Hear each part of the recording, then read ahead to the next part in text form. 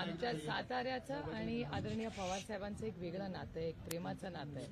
आणि आदरणीय पवार साहेबांनी ह्या जिल्ह्यावर प्रचंड प्रेम केलं आणि दुप्पट प्रेम या जिल्ह्याने आदरणीय पवार साहेबांवर गेले 6 दशकं केलेलं आहे. त्यामुळे जिव्हाळ्याची प्रेमाची नाती आहेत. त्यामुळे पुन्हा आज साहेब खूप आनंदी आहेत की ते साताऱ्यात आले आणि तुमच्याशी बोलतीलच. ताई, सातारा जिल्हा परिषदमध्ये जे राडा झाला होता त्यानंतर आज पहिल्यांदा पक्षाचे मंडळ सुद्धा साहेबांना भेटत आहेत. काय त्या अनुषंगाने काही चर्चा होईल किंवा त्याच्याबद्दल काही तक्रार? मला एक खरं सांगू का, जी घटना साताऱ्यात घडली ही अतिशय दुर्दैवी आहे आणि आपल्या महाराष्ट्राच्या सुसंस्कृत महाराष्ट्राला न शोभणारी आहे. म्हणजे मला आजही विश्वास बसत नाही की छत्रपतींच्या महाराष्ट्रात, शाहू फुले आंबेडकरांच्या महाराष्ट्रात अशी घटना त्यातून साताऱ्यात होऊ शकते. हे माझ्यासाठी अतिशय अस्वस्थ करणार आहे. कोणी केलं, काय केलं हा विषयच नाहीये.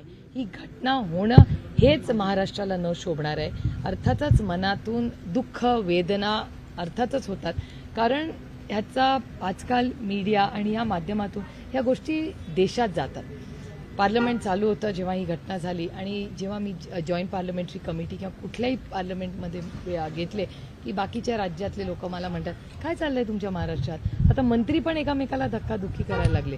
त्यामुळे हे खूप आपल्यासाठी दुःख आहे. कोण सत्तेत आहे, कोण विरोधात, हा विषयच नाही आहे. सुसंस्कृत महाराष्ट्रात अशा घटना कधीही झाल्या नाहीत. त्या होत्यात आणि त्याच साताऱ्यात झाल्यात. हे आम्हाला तीव्र दुःख, वेदना आणि अस्वस्थ करणारं माझ्यासाठी वैयक्तिकपणे होतं. ताई, पण ह्या जी काही घटना घडल्या त्याचं दुर्दैव याच्यामध्ये पक्षाचे बरेच कार्यकर्ते फोडले जात आहेत, दबावतंत्र टाकलं जातंय. ह्या गोष्टी थांबवणं कुठेतरी पक्षासाठी एक महत्वाची बाजू ठरणार आहे. मग ते कसं तुम्ही? ते आम्हाला याची सवय झाली आहे. पक्ष फोडा, आईस, मी तर सगळ्या भाषणात बोलले, संपूर्ण महाराष्ट्र नाही देशाला आता आईस माहिती आहे. आईस म्हणजे इन्कम टॅक्स, सीबीआय आणि ईडी. आता मी कोल्हापूरवरनं आली आहे. कोल्हापूरमध्ये तर प्रशासक नेमला आहे. मग एक आमदार म्हणतात की मोठा घोटाळा झालाय. मग एक मंत्री म्हणतात की आता मी 100 कोटीचा अब्रू नुकसानीचा दावा करणार आहे. माननीय मुख्यमंत्र्यांनी त्यांच्या डिपार्टमेंट म्हणजे त्यांच्या सरकारनीच त्यांच्याच एका मंत्री जे चालवतात त्याच्यावर प्रशासक लावलाय. मला कधी कधी गंमत वाटते की महाराष्ट्रात चाललंय तर